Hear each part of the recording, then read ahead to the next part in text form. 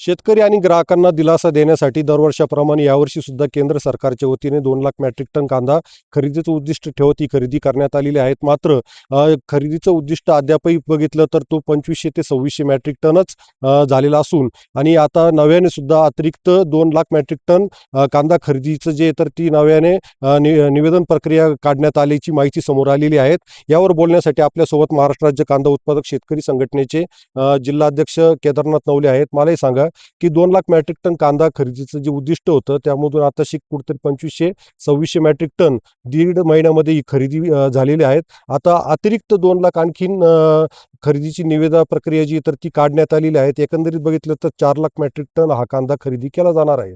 मात्र एकीकडे जर बघितलं तर यांचा बाजारभाव कमी आहे आणि खुल्या बाजारात जास्त बाजारभाव असल्याने शेतकऱ्यांनी पाठ फिरवलेला असतानाही 2 लाख अतिरिक्त मेट्रिक टन खरेदीची जी निविदा प्रक्रिया काढण्यात आलेली आहे, तर काय सांगाल यावर?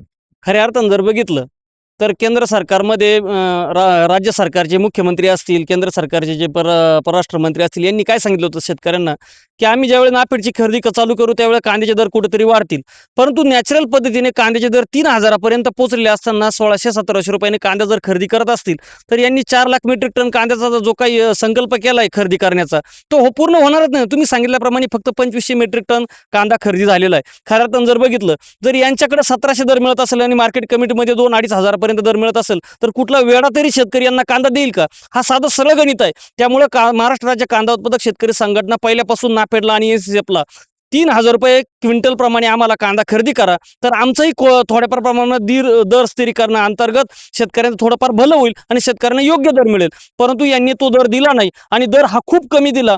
असा जर ते देणार असतील तर मी सरकारला विनंती करतो की सरकारने त्वरित नाफेड आणि एनसीएफची कांदा खरेदी बंद करा. तुमची खरेदी आमच्या काही कामाची नाही. आणि तुम्ही जो काही आता हा कांदा खरेदी करताय ना, जर 3000 मेट्रिक 3000 रुपये दराने जरी क्विंटल प्रमाणे जरी आम्हाला तो कांदा दिला तरी तो कांदा आम्ही तुम्हाला दिला तरी तो कांदा तुम्ही बाहेर परदेशामध्ये एक्सपोर्ट करा. तो पुन्हा आमच्या कांद्याच्या स्पर्धेमध्ये मार्केट कमिटीमध्ये विकण्यासाठी किंवा लोकल मार्केटमध्ये विकण्यासाठी आणू नका. आणि जर तुम्ही तसं करणार असाल तर मी राज्य सरकारला आणि केंद्र सरकारला एक महाराष्ट्र राज्य कांदा उत्पादक शेतकरी संघटनेच्या माध्यमातून इशारा देतो की तुम्ही ही जी काही नाफेडची कांदा खरेदी चालू आहे ती त्वरित बंद करा, अन्यथा आम्ही तीव्र आंदोलन करू.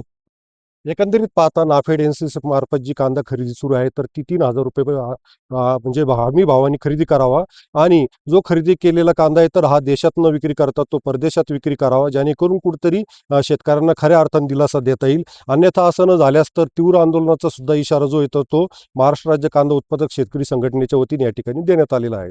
उमेश पारीख, T9 मराठी, लासलगाव, नाशिक.